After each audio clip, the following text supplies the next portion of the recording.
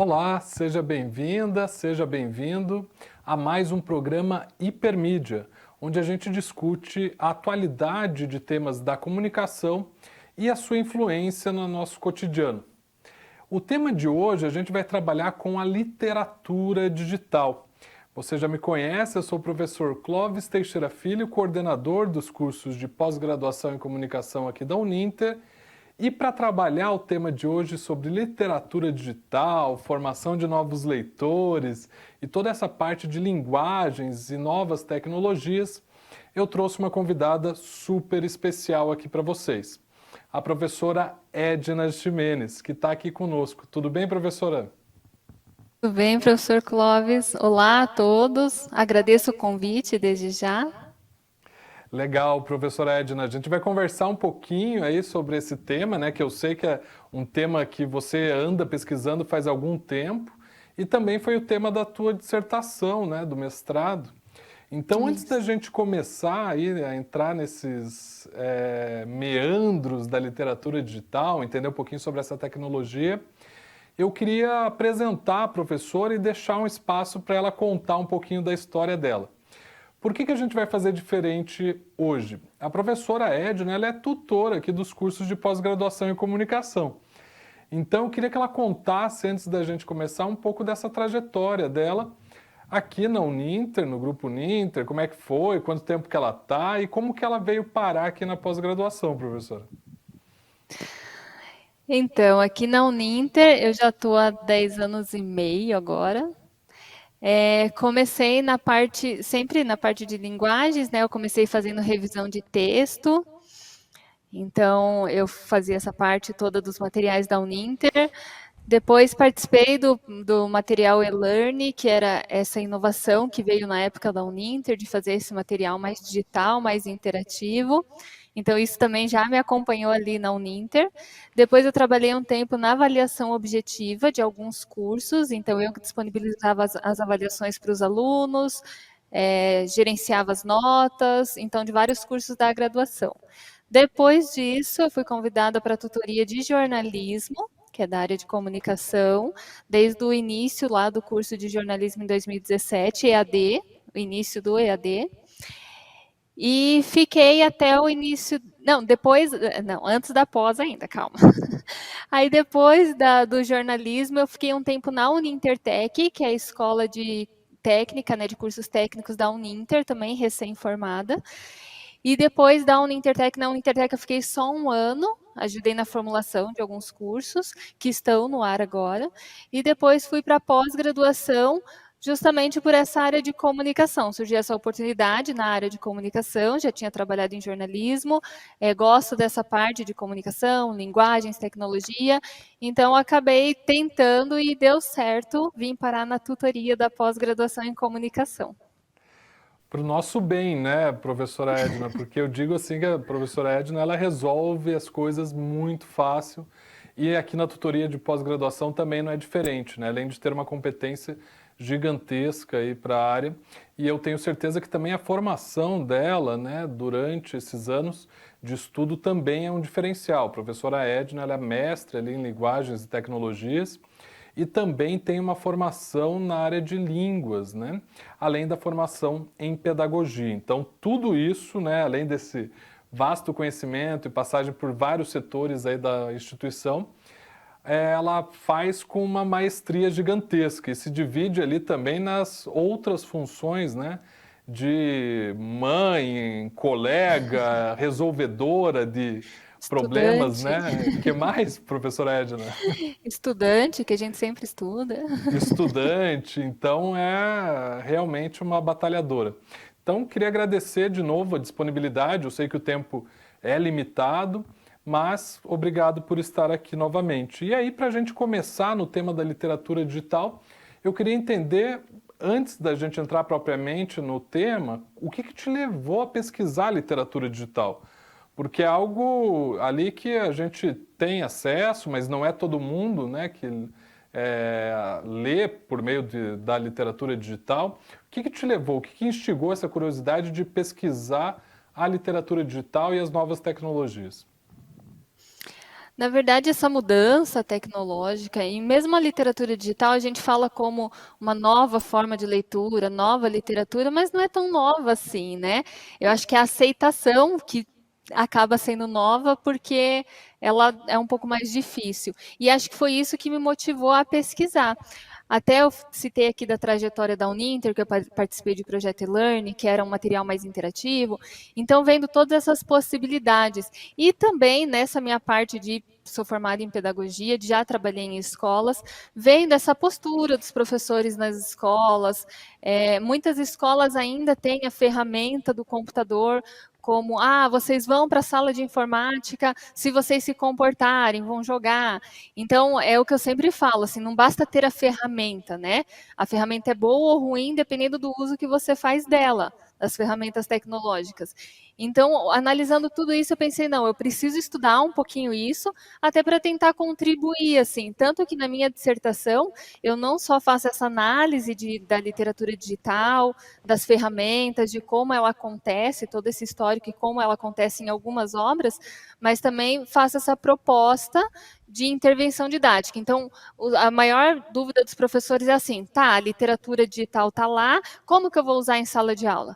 Então, foi isso que eu tentei responder, visando mesmo o trabalho dos professores. Como usar em sala de aula? Então, é assim que você vai usar. Você vai pegar esse material e fazer assim, assim, assim. Então, foi bem essa inquietação. Além de eu gostar muito dessa área de literatura, de linguagens, de analisar toda essa parte de tecnologia, como isso tem influenciado. Me incomoda muito que a escola parece que sempre a sociedade está virando super tecnológica, claro que com suas limitações, né? A gente sabe que nem todo mundo tem os mesmos acessos, mas a escola parece que está sempre à parte disso. Existe uma sociedade tecnológica e uma escola do lado. Então, isso sempre me incomodou muito, por isso que eu acabei juntando tudo e me interessando, fazendo esses estudos, ainda faço, né? Porque ainda produzo, estudo, apresento sobre isso. Interessante notar como você juntou aí as várias áreas de atuação e de formação, né, professora? Juntando a comunicação, educação, a questão das linguagens, né, diferentes, e que como você coloca, né, não são tão novas assim. A gente já tem algum tempo, mas essa aplicabilidade é importante, né? Por isso da sugestão da sua prática pedagógica é interessante, né? Porque ela tira só do planejamento, da teoria e leva para sala de aula, leva para a prática e até para fora do ambiente da sala de aula, né? Porque a escola ela pode ser mais do que as quatro paredes ali que a gente fala da sala de aula, né? E a formação do leitor, ela tem uma base na escola. A gente sabe que a Sim. escola ajuda muito. Mas em casa, o dia a dia, o cotidiano, família, a gente sabe que isso também influencia muito, né? Então, às vezes, o teu filho tem um celular, o teu sobrinho tem um celular, o teu irmão, enfim. Mas qual que é o uso que ele faz dele? Novamente, né? O uso que faz da ferramenta. É só para jogar? É só para acessar as redes sociais? Ou é também para realizar uma leitura? Então, é isso que a gente tem que pensar também. Interessante. E esses usos nem sempre são previstos por quem produz esses dispositivos, né? A gente sempre fala isso e a gente traz também nas nossas aulas da pós-graduação a questão sobre affordances, né? Que são os usos e apropriações que a gente faz da tecnologia e que a gente tem uma liberdade como consumidor de tecnologia, enfim, como usuário, para também propor novos usos, né? A gente vai inventando e tal, e é justamente essa minha segunda pergunta, professora. Se a literatura digital ela possibilita maior interação do leitor e também se quando a literatura vai para o digital, ela tem alguma diferenciação entre aquela literatura tradicional, se você viu algum resquício ali de uma educação mais bancária, mais tradicionalista, na aceitação também de trabalhar com essa tecnologia. A literatura, quando a gente vê o enredo em si, ele traz as características da literatura. Então, se eu vou trabalhar um romance, ele tem as características de um romance, assim como no meio impresso. Isso não muda, né? Até porque ele não pode perder a essência literária. O texto não pode perder a essência literária. O que a gente fala de interação, que é mais interativo, e aqui já vou ressaltar que isso não quer dizer que o livro impresso não é interativo, porque você acaba tendo uma interação com aquela obra, com aquela leitura, mas é que ele traz novas ferramentas de interação, e daí, novamente, novas entre entre aspas, né? Mas ele traz novas ferramentas de interação, novas possibilidades de leitura. Então, isso acaba exigindo, na verdade, mais do leitor, porque o que o leitor precisa? Ele precisa ler aquele texto escrito, né, o texto verbal, que tem também na obra impressa, mas ele precisa também ler uma imagem, ele precisa ler uma imagem em movimento, ele precisa ler as cores, o som que está ali, um vídeo que apareceu. Então, ele traz vários elementos que dão significado para a obra, então eles ajudam na interpretação, não é uma coisa à parte. Então, tem muitas obras que eu analisei, que, por exemplo, tem uma que para mim foi muito significativa, depois eu vou deixar o site de indicação aqui, mas é a obra Enigma, que ela tem um som de fundo, e a leitura com o som e sem o som, ela é super diferente. Então, a gente vê que o som naquela obra, ela tem um significado. Então, um significado de tensão, é uma obra de suspense. Então, quando eu leio puramente o texto, tem aquele suspense, porque eu vou interpretando, mas é diferente quando tem o som e a imagem movimentando, porque aquilo traz você para dentro da obra.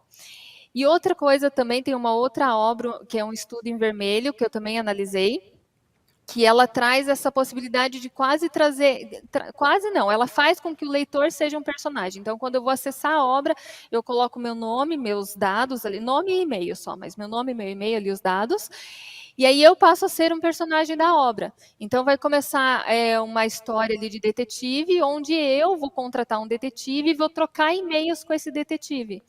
E aparece ali o nome mesmo, mandou para o detetive mandou para a Edna não mandou para o detetive. Então eu entro mesmo na obra. Então essa é a diferença do digital. O digital traz essas possibilidades de leitura.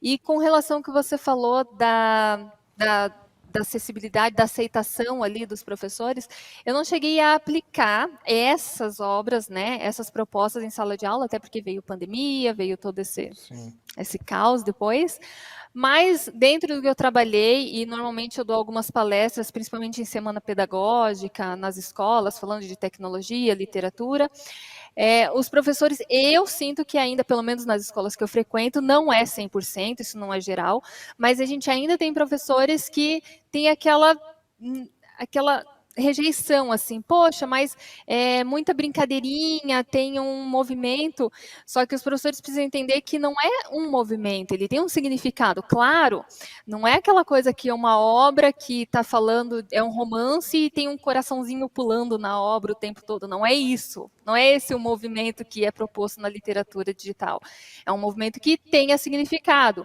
é uma imagem em movimento, é um vídeo, é um som, é algo que faça sentido para o enredo.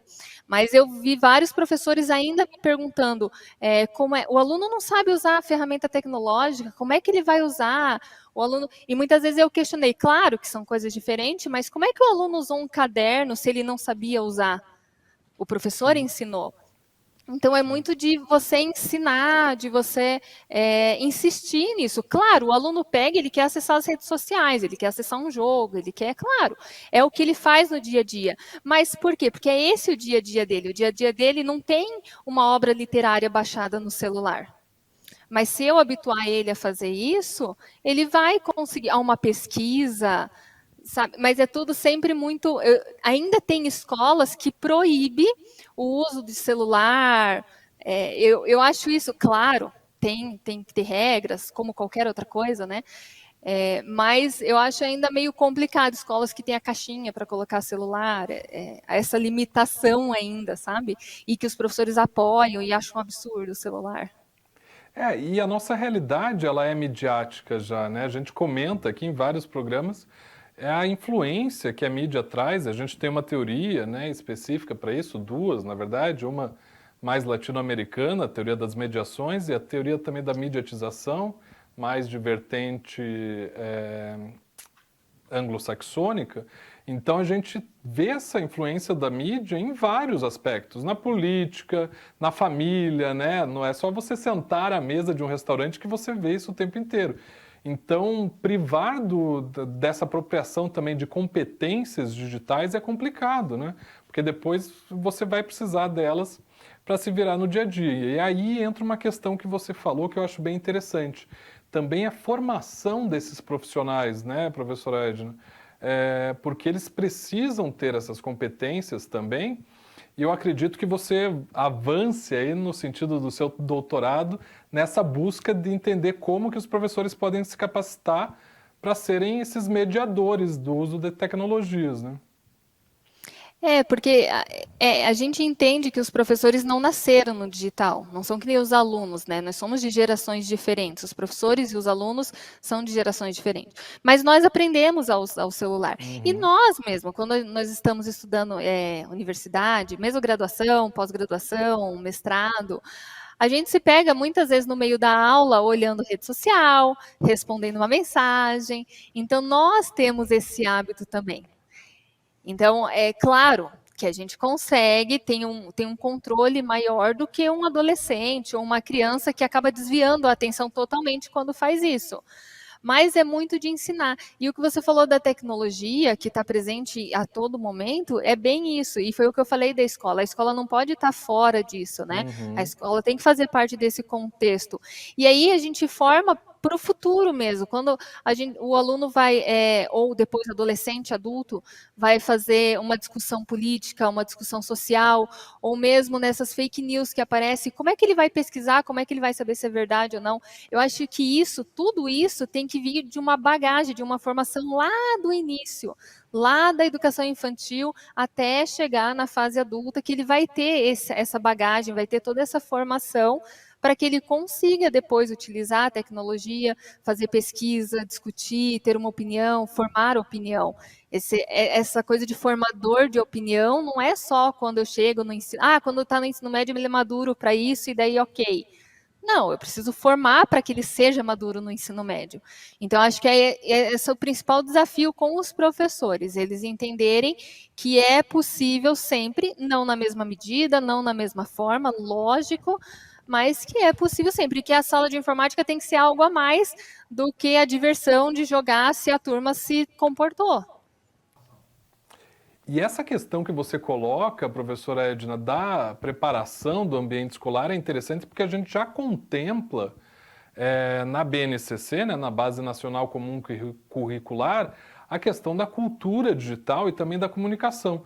Então é interessante mesmo que a gente trabalhe lá desde os pequenos até a formação universitária. E os nossos cursos de pós-graduação são um exemplo disso, né? A gente já trabalha muito com o ambiente digital, incluindo aí os novos cursos que a gente já vai falar para vocês e contar um pouquinho sobre eles.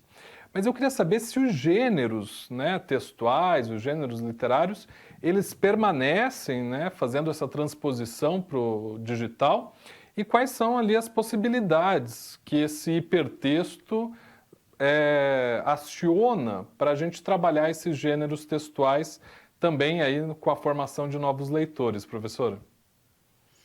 Então, quando a gente pensa grosso modo, os gêneros textuais são os mesmos. Então, vai ter o romance, crônica, poesias, sempre vou encontrar todos esses formatos da literatura no digital também. A diferença são as características que ele vai trazer, que tem algumas características diferentes, alguns elementos, algumas ferramentas diferentes dentro do conto, da poesia. Então, eu vou ter um hiperconto, eu vou ter as hiperlendas, eu vou ter a poesia digital, o romance hipertextual, a narração fictícia.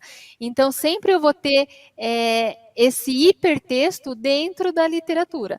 Mas é muito importante que esses textos sempre mantenham as características literárias tradicionais, que a gente diz tradicional. Porque quando começou esse estudo literário da literatura digital, a maior preocupação é que essas obras ficassem despreocupadas com essas características e não trouxessem essas características da literatura digital. Então, o que se propõe é isso. Um romance, para ele ser romance, ele precisa ter todas aquelas características de romance. Então, eu preciso encontrar isso no enredo do texto. Tem algumas ferramentas, tem alguns recursos ali durante a obra, tem som, imagem, cores, movimento, tem, mas as características do romance são mantidas. Então, apesar de ter esse nome diferente, sempre esse hiperlenda, hiperconto, ter esse hipertexto dentro da literatura, mas ele procura sempre manter essas características literárias dentro do texto. E é importante frisar também que quando eu falo em literatura digital, não é aquela digitalizada, que a gente vai lá, faz um PDF da obra e disponibiliza no meio digital. Essa é uma obra digitalizada, super legal também, que facilita o acesso, mas a obra digital, quando eu falo literatura digital, é aquela obra que é criada no meio digital, ali no ciberespaço, e que ela só consegue ser lida ali, porque como é que eu vou acessar um vídeo, uma imagem em movimento se eu imprimir a obra? Então ela perde a qualidade e perde alguns elementos da obra. Então quando eu falo literatura digital, é essa literatura que é formada dentro do digital e eu só consigo ler com um aparelho digital mesmo, um celular, um computador, um tablet, algum material que eu consiga acessar essa obra, site, às vezes baixar, às vezes num site online, tem várias formas também. E você coloca aí as possibilidades do audiovisual. A gente já discutiu bastante isso lá na nossa Rádio Hipermídia, né, onde a gente tem um programa na Rádio Uninter com o mesmo nome. A gente discutiu bastante sobre o audiovisual. Acho que vale a pena o pessoal dar uma olhadinha lá no podcast. Tem disponível no Spotify da Rádio Uninter. Acesse lá a Hipermídia que vocês também vão acionar vários outros conhecimentos, incluindo um programa específico também sobre literatura digital. E já que você pesquisa isso muito, professor, eu queria saber se você tem algum caso interessante, específico. Você já citou, né, 2 obras, mas aí que você tenha trabalhado entre produção e consumo dessas obras, né? Eu sei que você fez algumas experiências com sobrinhos, filhos. Como é que foi um pouco desses casos? Quando a gente vê assim essa literatura digital, na educação todo mundo fala muito de ensino significativo, educação significativa, né?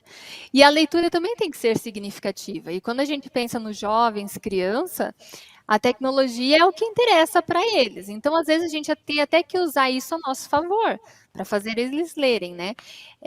Para aproximar da realidade também. Das experiências, eu fiz algumas, assim, é muito engraçado porque a gente sente que nós não somos no digital quando a gente vê alguém, quando a gente tenta acessar uma obra e pega uma criança que nasceu no digital e acessa a mesma obra. Enquanto eu estava estudando, teve uma das obras que eu fui, porque todas as obras eu tinha que ler como leitor mesmo também, não só como pesquisadora, para eu ver qual que era a sensação também, o que era necessário para aquela leitura. E uma das vezes, era uma obra que formava um poema, e eu fiquei muito tempo tentando achar como que fazia aquele poema, e tinha que pegar a colher e misturar numa xícara para sair o poema, porque eram os elementos do poema. E eu fiquei meio perdida ali na hora e falei, nossa, mas meio difícil, né? E aí minha sobrinha de 10 anos, eu peguei e falei para ela, leia esse poema aqui. E ela foi, pegou os elementos, colocou, pegou a colher, mexeu, saiu o poema, ela leu. Assim. Aí eu vi que realmente qual que é a dificuldade dos professores, né? Porque nós não somos digitais, né? Nós somos quase digitalizados, né? Nós fomos inseridos no digital. Então, tem algumas experiências assim, mas também em outras pesquisas, escrevendo artigos, pensando mais nessa parte de consumo, a gente encontra muito que nos últimos 3 anos teve um aumento de 115% do faturamento com conteúdo digital. E aí não só a literatura digital, mas diversos conteúdos digitais. Então a gente vê que nessa parte de consumo, a literatura digital tem aparecido muito. Muitas editoras têm optado por isso, porque até com a pandemia mesmo, né? A pandemia ajudou muito nesse crescimento. Então, as pessoas passam a deixar de comprar a obra impressa e em várias plataformas que a gente conhece, você acessa lá a sua obra digital ou digitalizada, e as editoras passaram a ganhar com isso também, já que tinha caído tanto o faturamento com obras impressas, com as obras mais tradicionais. Então, tem várias pesquisas da Nielsen, teve algumas pesquisas que saíram no Nexo, jornal também saiu uma, agora de 2020, tinha até que de março a maio de 2020 teve um aumento de 154% no consumo de livros digitais. Então, claro que muito foi devido à pandemia, quando volta o presencial isso tende a estabilizar um pouco, mas tem esse boom Eu acho que a pandemia até ajudou a aceitar, a vir mais, na verdade, meio que forçou a aceitação do digital, né? E Sim. eu vejo que muitas escolas mudaram, mesmo voltando presencial, muitas pessoas também mudaram, que acabaram experimentando isso, experienciando isso e gostaram e passaram a usar. Então, foi um crescimento muito grande mesmo dessa parte de consumo digital, e em especial também da literatura digital. Não, e com certeza essa nova experimentação ela não para ali, né? Pode ser uma possibilidade para ter acesso aí a novas formas de literatura, se interessar pelo campo digital e entrar até em outras áreas. E a própria escola, né, que você comentou, ser uma possibilidade de abertura nesse sentido. E a gente tem visto isso com o streaming, com podcasts, né, falando um pouco desse consumo digital, mas que você coloca ali, né, experiência também, essas competências que os nativos digitais têm, por não serem digitalizados, né, e sim digitais efetivamente, que eles, né, isso é muito curioso, que eles já têm essa experiência ali nativa, que claro, é transversal ali a questões econômicas, a regiões do país, acesso à internet, mas que a gente sabe que cada vez tem sido mais democratizadas nesse sentido. Professor, o nosso tempo aqui é infelizmente curto, né? Dessa vez a gente tem a senhora como convidada do outro lado, né, da tela, então vai nos acompanhar aí nesse limite de tempo. E para a gente finalizar, eu queria trazer aqui então a sua lista hipermídia.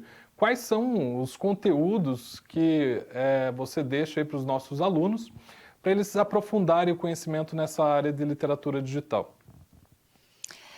Então, uma das editoras, até eu acabei de mencionar editoras, que é a editora Prosa Nova, ela tem uma página de podcast no Spotify, que traz bastante conteúdo de literatura digital. Então, traz não só da literatura, mas os leitores, formação de leitores, poesia. Então, ele traz muito desse digital, tem curso de literatura digital, então é bem legal porque é tudo gratuito e é ali também online, bem tranquilo de acessar. Outra indicação, que daí é da nossa revista Intersaberes, da Uninter, tem um artigo bem bacana lá que chama Literatura Digital em Sala de Aula, do contar ao miniconto. Então, traz bem essa possibilidade, essa nova formatação da literatura. É um artigo curtinho, bem gostoso, uma leitura bem bacana. Depois eu deixo lá com o professor Clóvis o link também, tem o link, fácil acesso, esse da revista Intersaberes, aqui da Uninter. Outra indicação que eu deixaria é a página Literatura Digital, que eu usei para o meu estudo.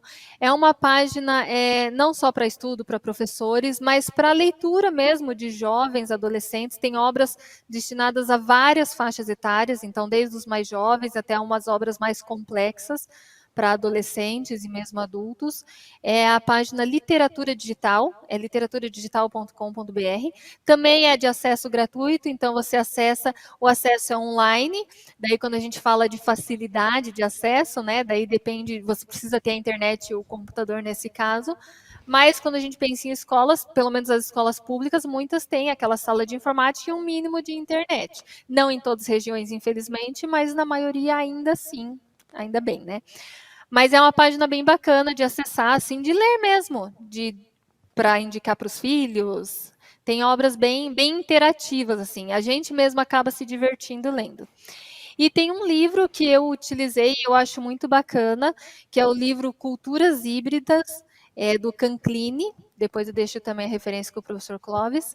E aí ele traz não só essa parte de literatura, mas toda essa parte de cultura híbrida, né?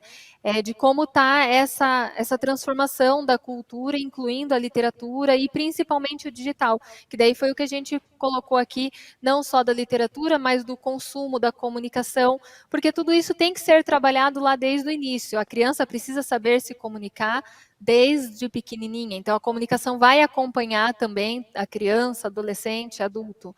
Então, acho que é um livro bem bacana também para ter esse embasamento teórico. Excelente Acho que é isso. sugestão, né? O Canclini, ele é um clássico aqui para quem é da comunicação, a gente já trabalha com ele há muitos anos, né? Que faz essa interface entre cultura e comunicação e também que trabalha aí mais recentemente com o público jovem. Então, vocês podem acessar tranquilamente, né, essas sugestões da professora, que eu tenho certeza que vocês vão ter um aprofundamento muito interessante na questão da literatura digital. E lembrando que essa lista ela fica presente lá no nosso Instagram, no nosso perfil do Instagram, @posunintercomunicação. Então é fácil de acessar, ali você tem todas as informações sobre os nossos cursos e também muito conteúdo. Professor, eu queria novamente, né, agradecer a tua disponibilidade, deixar esse momento aí para um recado final, para um convite que você queira fazer ou deixar suas mídias sociais aqui para quem quiser entrar em contato. Não, se alguém quiser entrar em contato, tem as redes sociais tradicionais, principalmente Instagram, não sou muito do Facebook, é Edna Ximenes, @EdnaXimenes.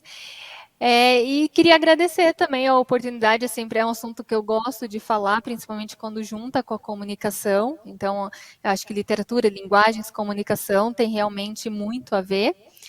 E como convite eu deixo até para os alunos aqui agora como tutora, né, conhecerem não só também o Instagram da Pós-Uninter Comunicação, que tem muitos conteúdos lá, mas também os nossos cursos da pós, que trazem muito do digital, e aí é muito legal porque está muito próximo à realidade, à formação, à atuação dos nossos alunos, né? Porque independente da área, o digital acaba nos perseguindo ali, não é só na educação, mas a gente vê que o digital, e a gente traz isso muito para os nossos cursos, o digital está sempre presente para tornar também os cursos atualizados e mais funcionais para quem vai cursar. O professor acho que vai citar melhor os cursos. Isso, na verdade a gente já tem 8 cursos, né, ao total na área de comunicação, e 3 deles são novos agora para 2022. Então a gente vai ter o curso de Branding e Comunicação Digital, específico aí para quem quer fazer a gestão de marcas ou quem está começando um negócio, é empreendedor, né, e quer saber um pouquinho mais ali como trabalhar a marca no espaço digital, vale a pena. Então esse é o primeiro curso. O segundo curso é o curso de Comunicação, Cultura e Consumo, que entra nas questões que a gente falou aqui, como que a mídia tem moldado a nossa cultura e as nossas vivências. Então ele possibilita essas formações de competências gerais, muito interessante, a gente dosou ali teoria com uma prática voltada também à questão da comunicação e consumo. E o terceiro curso é voltado para você que é da área pública ou política. Então é um curso de comunicação política e no setor público que vai passar ali sobre campanhas eleitorais, comunicação pública, comunicação política, comunicação nas diferentes pastas também, educação, segurança, saúde, que a gente comentou aqui. Então acho que são 3 cursos que estão super em alta e que vale a pena você dar uma conferida na grade lá no site uninter.com. E a gente espera você lá, né, Edna? Isso mesmo. Esperamos, acessem lá para ver a grade e um pouquinho do perfil, que às vezes acaba sendo interessante também. Bacana. Então, dessa forma a gente se despede. Eu espero vocês no nosso próximo programa Hipermídia, que vai fazer uma retrospectiva de tudo que a gente teve por aqui. A professora Edna, aí como tutora dos cursos e participante ativa dessa transformação que a gente fez na comunicação aqui na pós-graduação, ela também vai falar um pouquinho sobre essa nossa trajetória de 1 ano do Hipermídia. Espero vocês lá. Até mais. Até.